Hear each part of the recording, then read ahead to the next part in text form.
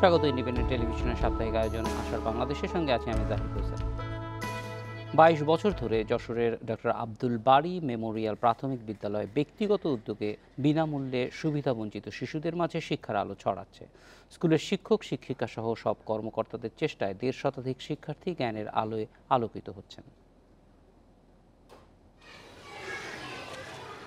এক বছর আগে যশোর শহরের নীলগঞ্জ এলাকার শিল্পী খাতুনের স্বামী মারা যান। এরপর গৃহপরিচালিকার কাজ করে ছেলের পড়াশোনার খরচ জোগানো তার পক্ষে সম্ভব ছিল না। পরে ডাক্তার আব্দুল বারী মেমোরিয়াল স্কুলের কথা জানতে পেরে এখানেই তার ছেলেকে ভর্তি করে নিশ্চিত হন শিল্পী খাতুন। আমার মতো যারা অসহায় আছে, গরিব দরিদ্র, তারা এখানে দিলে এই স্কুলটা আরো উন্নত মানের হবে, ভালো পড়ালেখা শিখতে পারবে। এটা গরিবদের জন্য ভালো, আমাদের মতো মহিলাদের জন্য। এমন অন্তত ১৬৩ পরিবারের সন্তান বিনামূল্যে লেখাপড়া করছেন এই স্কুলটিতে। স্থানীয় সুবিধাবঞ্চিত শিশুদের শিক্ষিত করতে একটি বিদ্যালয় নির্মাণের স্বপ্ন দেখতেন প্রয়াত ডাক্তার আব্দুল বারী। পিতার সেই স্বপ্নকেই স্থানীয়দের সহায়তায় বাস্তব রূপ দিয়েছে তার সন্তানেরা। কোমলমতি শিশুদের অক্ষর জ্ঞান এবং প্রাথমিক শিক্ষার বেস যাতে আমাদের এখান থেকে গড়ে দেওয়া সম্ভব হয়, সেই কারণে আমরা এই ডাক্তার আব্দুল বারী মেমোরিয়াল প্রাথমিক বিদ্যালয় নামে এই স্কুলটা গড়ে তুলেছে। তবে অর্থ সংকটে প্রাইমারি এই স্কুলটিতে নেই পর্যাপ্ত শিক্ষা সরঞ্জাম। এছাড়াও গরম ও বর্ষায় নানা কারণে ব্যাহত হয় শিক্ষা কার্যক্রম। পর্যাপ্ত পরিমাণের ফ্যান নেই, তার জন্য আমাদের প্রচুর গরম লাগে, ক্লাস করতে পারি না। বৃষ্টির সময় মাঠে কাদা হয়ে যায়, ক্লাসে পানি চলে আসে, সেজন্য আমাদের মাঝে মাঝে ক্লাসটা হয় না। প্রায় ২ যুগ ধরে স্থানীয় শিক্ষা ব্যবস্থায় গুরুত্বপূর্ণ ভূমিকা রাখা স্কুলটি সরকারি করা হলে আরও ভালোভাবে কাজ করতে পারবে বলে মনে করেন অভিভাবক ও শিক্ষকরা। যেভাবে সরকারি স্কুল পরিচালনা করে আমরাও ঠিক সেইভাবে পরিচালনা করি। মাননীয় প্রধানমন্ত্রীর কাছে আমাদের আবেদন যে আমাদের বিদ্যালয়টি জাতীয়করণ যাতে হয়। ১৯৯৭ সালে যশোর শহরের নীলগঞ্জ এলাকায় ২৬.৬৫ শতক জমির উপর নির্মিত হয় ডাক্তার আব্দুল বারী মেমোরিয়াল স্কুল। সে সময় মাত্র ৩০ জনকে নিয়ে পাঠদান কার্যক্রম শুরু হলেও বর্তমানে শিক্ষার্থীর সংখ্যা ১৭১। Independent news desk. এ বিষয়ে আলোচনার জন্য স্টুডিওতে আছেন স্কুলটির আজীবন দাতা সদস্য, ঢাকা শিশু হাসপাতালের রেসপিরেটরি মেডিসিন বিভাগের সহকারী অধ্যাপক ডক্টর মোহাম্মদ কামরুজ্জামান কামরুল। কথা বলছি তার সঙ্গে। স্বাগত ডক্টর কামরুজ্জামান। আমরা স্কুলটি কিভাবে পরিচালিত হচ্ছে এই ব্যাপারে আপনাদের কাছ থেকে জানতে চাই। কমিউনিটি কিভাবে এখানে ইনভলভ? আসলে এই স্কুলটা ১৯৯৭ সালে প্রতিষ্ঠিত হয়। প্রতিষ্ঠিত হওয়ার পরের থেকে স্কুলের ছাত্র সংখ্যা ছিল অনেক, প্রায় ৩০০-র উপরে ছাত্র ছিল। দীর্ঘদিন ধরে স্কুলের কার্যক্রম চলার পরে যখন স্কুলটা আমরা জাতীয়করণ করার চেষ্টা করছি, তখন স্কুলের স্কুলের জমিটা সরকারি একটা খাস জমির পরে সরকার এই জমিটা আমাদেরকে স্কুল কমিটিকে দেয়। স্কুল কমিটিতে পরবর্তীতে একটা দাম নির্ধারণ করে দেয়। এই দাম নির্ধারণ করে দেওয়ার পরে সরকারি নির্ধারিত মূল্যের ৩০% টাকা সরকারকে দিয়ে জমিটা স্কুলের নামে রেজিস্ট্রি করতে হয়। কিন্তু ওই সময় কোনো সদস্য কেউ এই স্কুলের পক্ষে টাকা দিয়ে স্কুলটাকে জমিটা স্কুলের নামে দিবে এমন কোনো লোক ছিল না।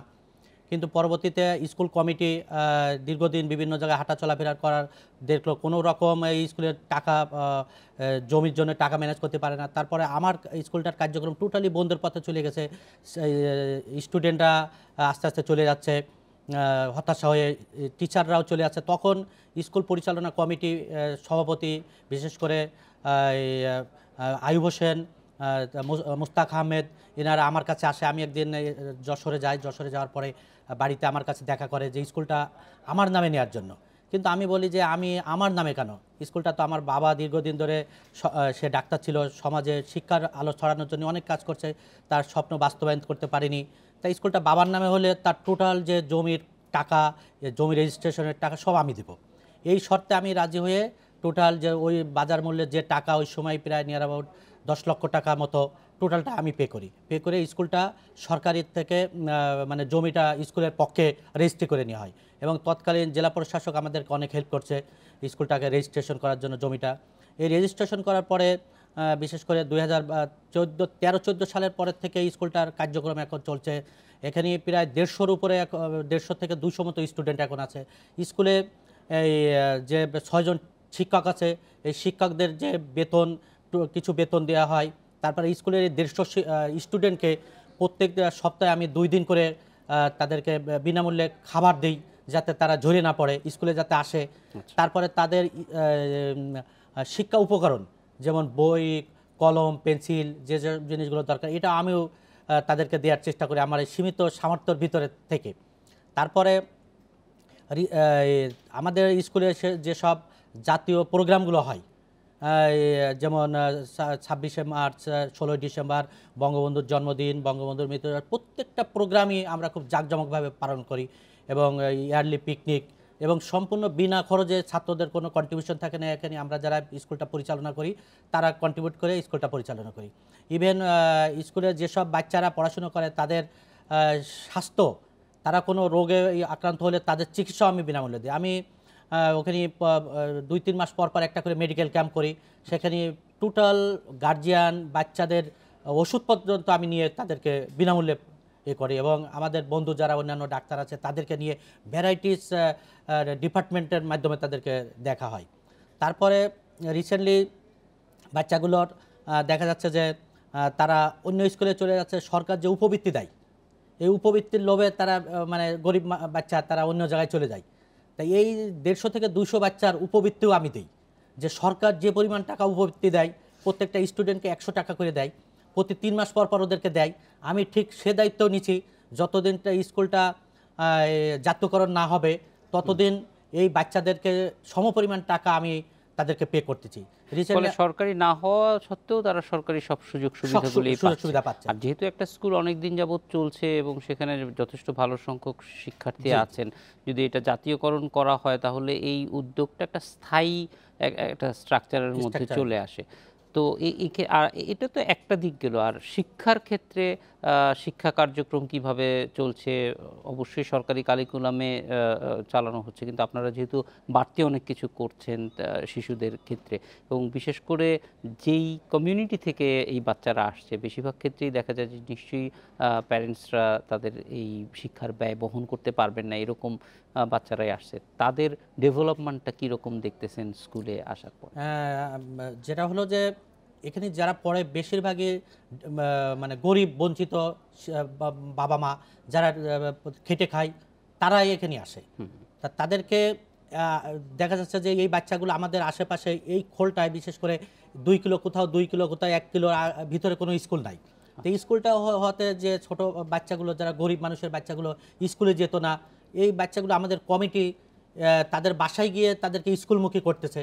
এটা একটা পজিটিভ দিক যে বাচ্চাগুলো লেখাপড়া করছে। এই বাচ্চাগুলো দেখা যেত আগে মোটর শ্রমিকের কাজ করতো, পাশেই তো যে বাস স্ট্যান্ড আছে, এই বাস স্ট্যান্ডে বিভিন্ন মোটর শ্রমিকের কাজ করে। তো এদেরকে ধরিয়ে এনে স্কুলে পড়াশোনা করানো হচ্ছে। তারা অবশ্যই একটা লেখাপড়ার দিকে অগ্রসর আছে। প্রতি বছর আমাদের এখান থেকে যে প্রাইমারি শিক্ষা সমাপনী পরীক্ষা, মোর দ্যান 20 স্টুডেন্ট প্রায় শিক্ষা সমাপনী পরীক্ষা দিচ্ছে এবং কৃতিত্বের সাথে তারা পাশ করছে, যেটা একটা পজিটিভ দিক। এবং আমাদের এই স্কুলে গভর্নমেন্টের যে নির্বাচনগুলো, বিশেষ করে জাতীয় নির্বাচন এবং স্থানীয় নির্বাচনগুলোর কেন্দ্র আছে। এবার যে জাতীয় নির্বাচন হলো, স্থানীয় নির্বাচন, স্থানীয় সরকার নির্বাচন হলো, প্রত্যেকটা নির্বাচনের কেন্দ্র আছে এখানে। তা সব মিলে স্কুলটা যদি এখানে হয় এবং মানে সমাজের সরকারের যারা কর্তা ব্যক্তি এবং বর্তমান সরকার যদি এদিকে একটু খেয়াল দেয়, তাহলে এই যে শিশুরা যারা লেখাপড়া থেকে ছুটে যাচ্ছে, আমরা যারা স্কুলটা পরিচালনা করছি কতদিন এইভাবে পরিচালনা করতে পারবো তা জানি না, কিন্তু তাদের পাশে থাকলে এই বিশেষ করে নীলগঞ্জ, সুপরিবাগান, এই খোলের যেই স্টুডেন্টগুলো আছে, যে গরিব দুঃখী যারা আছে, তারা অবশ্যই উপকৃত হবে স্কুলটা যদি জাতীয়করণ হয়। এবং সরকারের যে নির্ধারিত কারিকুলাম, বোর্ড রিকগনাইজ যে কারিকুলাম, সেই কারিকুলামে এখানে লেখাপড়া চলছে। কামরুজ্জামান, জানবো যে এই যে একটা পরিচালনা কমিটি আছে, তারা নিশ্চয়ই মানে কাজগুলি কিভাবে করছে, কমিটিতে মেম্বার হিসেবে কারা থাকছেন? অনেক ক্ষেত্রেই দেখা যায় যে সমাজের বিভিন্ন স্তরের মানুষরাই নিশ্চয় আছে, তারা কিভাবে এটাতে কন্ট্রিবিউট করছে সেটাও একটু জানতে চাই। আর একই সঙ্গে জানতে চাইবো যে সরকারিকরণের ক্ষেত্রে, অর্থাৎ জাতীয়করণের ক্ষেত্রে স্থানীয় যে শিক্ষা প্রশাসন আছে তাদের সঙ্গে আপনাদের আলোচনা কতটুকু হয়েছে এবং সেটার অগ্রগতি কী? কথা বলছিলাম ডক্টর কামরুজ্জামানের সঙ্গে। ডক্টর কামরুজ্জামান, স্কুলটা যেভাবে চলছে, আমরা একটু পরিচালনা কমিটি সম্পর্কে জানতে চাই, কারা এটার ভিতরে সম্পৃক্ত আছেন? আসলে পরিচালনা কমিটিতে লোকালি যারা বিভিন্ন গণ্যমান্য ব্যক্তি সমাজে, ওই কমিউনিটিতে যারা প্রতিষ্ঠিত গণ্যমান্য ব্যক্তি তারাই আছে, যেমন আমাদের সভাপতি সাহেব ওই এলাকারই একজন রিটায়ার্ড পারসন, উনি একজন ভূমি কর্মকর্তা ছিল। তারপরে অন্যান্য যারা আছে বিভিন্ন স্কুল কলেজের টিচার আছে, লোকালিটি যে এলাকার লোকাল নেতা, হ্যাঁ, যে মেয়র যেটাকে বলে মেয়র সাহেব তিনি আছে, তারপর অন্যান্য ধর্মীয় নেতারা আছে। তারা একটু একটা কমিটি করে স্কুলটা পরিচালনা করায়, যে একটা গভর্নমেন্টের পরিচালনা পর্ষদের জন্য যেরকম সিস্টেম, ঠিক ওই সিস্টেমে আমাদের কমিউনিটিতে, বিশেষ করে নীলগঞ্জ সুপরিবাগান এলাকার গণ্যমান্য ব্যক্তিদের নিয়ে একটা কমিটি করা হয়েছে। এই কমিটি টোটাল স্কুলটাকে পরিচালনা করে। শিক্ষা উপকরণ, তারপরে স্কুল ড্রেস, এইগুলির ব্যবস্থা আপনারা কিভাবে করেন? এগুলো আমরা বিশেষ করে আমি কিছুটা করি এবং সমাজের যারা অন্যান্য আছে তারাই এগুলো করে। তা বেশিরভাগই স্কুলের বাচ্চাদের যাবতীয় খরচ, উপকরণ, শিক্ষা উপকরণ বেশিরভাগই মোস্টলি আমি কন্ট্রিবিউট করি। আচ্ছা, তো এটা যেহেতু ব্যক্তিগত উদ্যোগে পুরো বিষয়টা চলছে এবং শিক্ষকদের ব্যাপারে, শিক্ষকদের প্রশিক্ষণ এবং অন্যান্য বিষয়, এই ক্ষেত্রে কি সরকারি যে প্রশিক্ষণের ব্যবস্থা আছে সেটা বেসরকারি পর্যায়ের শিক্ষকরা পান, বা এই ব্যাপারে কোনো ধরনের ব্যাপারে খুব বেশি পায় না, বেসরকারি সে খুব বেশি পায় না, সেই অ্যাক্সেসিবিলিটি নাই। আচ্ছা, আমরা আরেকটা বিষয় একটু জানতে চাই যে সরকারিকরণের ক্ষেত্রে নিশ্চয়ই আপনারাও সরকারের যে স্থানীয় শিক্ষা কর্মকর্তা আছে তাদের সঙ্গে যোগাযোগ করেছেন। এই ক্ষেত্রে তাদের অবস্থান কি, তারা কি এখন সরকারিকরণের জন্য যে স্থানীয় প্রশাসন, বিশেষ করে ওই সময় আমাদের জেলা প্রাথমিক শিক্ষা অফিসার তাপস কুমার অধিকারী, উনি আমাদের এবং তৎকালীন আমাদের যে মাননীয় জেলা প্রশাসক ছিল, টোটাল কার্যক্রম লোকালি যেগুলো আনুষ্ঠানিকতাগুলো দরকার, যে তারা একটা কমিটি করে, কমিটিতে মূল্যায়ন করে স্কুলটাকে জাতীয়করণ করানোর জন্য তারা মন্ত্রণালয়ে পাঠাইছে। আমাদের যে লোকাল যে কাজগুলো সবই কমপ্লিট করে মন্ত্রণালয়ে পাঠাইছে। এখন জাতীয়করণের জন্য সম্পূর্ণ এখন মন্ত্রণালয়ের এখতিয়ার, মন্ত্রণালয় এটাকে দেখভাল করবে, এখন স্থানীয় পর্যায়ে আর কোনো কাজ নেই। ফলে এটা তো, যেহেতু এটা মানে স্থানীয় মানুষদের উদ্যোগে চলছে, জাতীয়করণের ক্ষেত্রে এটা একটা বড় মানে বলা যায় যে অগ্রাধিকার পাওয়া উচিত, কারণ এটা তো বাণিজ্যিকভাবে চলছে না। প্রাথমিক বিদ্যালয় তো প্রচুর আছে যেগুলি বাণিজ্যিকভাবে চলে, কিন্তু এটা যেহেতু বাণিজ্যিকভাবে চলছে না, ফলে এই ক্ষেত্রে মানে সরকারের বা মন্ত্রণালয়ের সঙ্গে আপনাদের কোনো যোগাযোগ আছে কিনা? হ্যাঁ, মন্ত্রণালয়ে যোগাযোগ হচ্ছে। এখন যেটা হলো, তারা আমি নিজেও মন্ত্রণালয়ে কয়েকবার গেছি, যাওয়ার পরে তারা বলে যে প্রধানমন্ত্রীর যে স্কুলগুলো মানে জাতীয়করণ করার জন্য ঘোষণা দিবে, এইগুলো দেওয়ার হলে আপনাদের স্কুলটাকে দেখা হবে। এখন মন্ত্রণালয়ে গিয়ে আমাদের এক্সিকিউটিভ খুব বেশি করতে পারছি না। মন্ত্রণালয়ে যাচ্ছে আমার ভাই যে আইব হোসেন, উনি কয়েকবার মন্ত্রণালয়ে গেছে, এই কয়েকদিন আগেও মন্ত্রণালয়ে ঘুরে গেছে।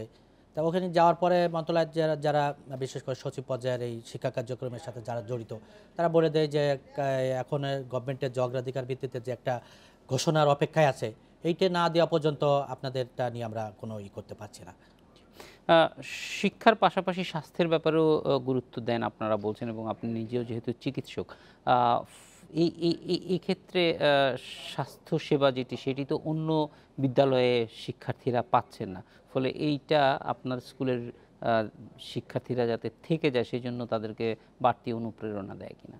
অবশ্যই, যেমন যে বাচ্চাগুলো আমাদের স্কুলে আছে তাদের যে স্বাস্থ্য ব্যবস্থাগুলো আমরা নিজেরা দেখি, তারা যে চিকিৎসা, ওখানে আমি মাঝে মাঝে হেলথ ক্যাম্প করি, হেলথ ক্যাম্প করে তাদের ওষুধ যে ডাক্তার যে প্রেসক্রিপশন করছে, আমি নিজেও ওখানে রুগী দেখে যে প্রেসক্রিপশনে যে ওষুধগুলো দেওয়া আছে, আমি এগুলো বিনামূল্যে তাদেরকে ভিতরে ওষুধগুলো দিচ্ছি। তো এটা তাদের শিক্ষাতে একটা বিশেষ অবদান, যে এই গরিব বাবা মাগুলো শুধু প্রেসক্রিপশন করে দিলে তারা ওষুধগুলো তো কিনতে পারছে না, কিন্তু তাদেরকে যদি ওষুধের ব্যবস্থা করে দেওয়া হয় তো অবশ্যই তাদের এটা একটা অনেক উপকার। ধরেন জাতীয়করণের তো চেষ্টা আপনারা করছেন, কিন্তু জাতীয়করণ করার পরে নিশ্চয়ই আপনাদের যে প্রচেষ্টা সেটা অব্যাহতই থাকবে, সেই ব্যাপারে আপনাদের পরিকল্পনা কি? অবশ্যই, যে আমাদের পরিকল্পনা অব্যাহত থাকবে। যেমন এই স্বাস্থ্য ব্যবস্থা, যেটা যখন এটা জাতীয়করণ হবে তখন তো সম্পূর্ণ সরকারি ব্যবস্থায় চলবে, ওখানে সরকার যেভাবে চালাবে, কিন্তু এই স্বাস্থ্য ব্যবস্থাটা আমরা পরিচালনা করব। আর আমার একটা পরিকল্পনা আছে, যেমন আমার মায়ের নামে আমি একটা ট্রাস্ট করব, সালেহা বাড়ি ট্রাস্ট। আমার মায়ের নাম সালেহা। আমার একটা পরিকল্পনা, স্বপ্ন আছে, এখন কত দূর পারবো জানি না। এই সালিয়াবাড়ির টেস্ট করব। এই সালিয়াবাড়ির টেস্টের মাধ্যমে এখানে গরিব দুঃখীদের স্টুডেন্টের ভিতরে যারা ভালো উচ্চ শিক্ষাতে করতে পারবে তাদেরকে আমরা বৃত্তি দেওয়ার পরিকল্পনা আছে। তারপরে সমাজে যারা অবহেলিত, বিশেষ করে যারা এটা বাল্যবিবাহ রোধ করবে, তারপরে যারা বিয়ের ক্ষেত্রে টাকা পয়সা পাচ্ছে না তাদেরকে আমরা হেল্প করার চিন্তা করি। আমার একটা পরিকল্পনা আছে, আমি এটা মনে মনে ভাবি, হ্যাঁ, এবং আমি সেইভাবে আমি নিজের থেকে এগিয়ে যাচ্ছি এবং অনেকটা ফান্ডও আমি নিজে কালেক্ট করে ফেলেছি। কালেক্ট মানে আমার নিজের টাকায় আমি আলাদাভাবে এটা গুছিয়ে রাখছি। মানে যদি স্কুলটা জাতীয়করণ করা হয় তাহলে হয়তো এইগুলি করা আপনার সহজ হবে এবং অন্যান্য দিকগুলিতেও দেখা সম্ভব হবে স্কুলটাকে কেন্দ্র করেই।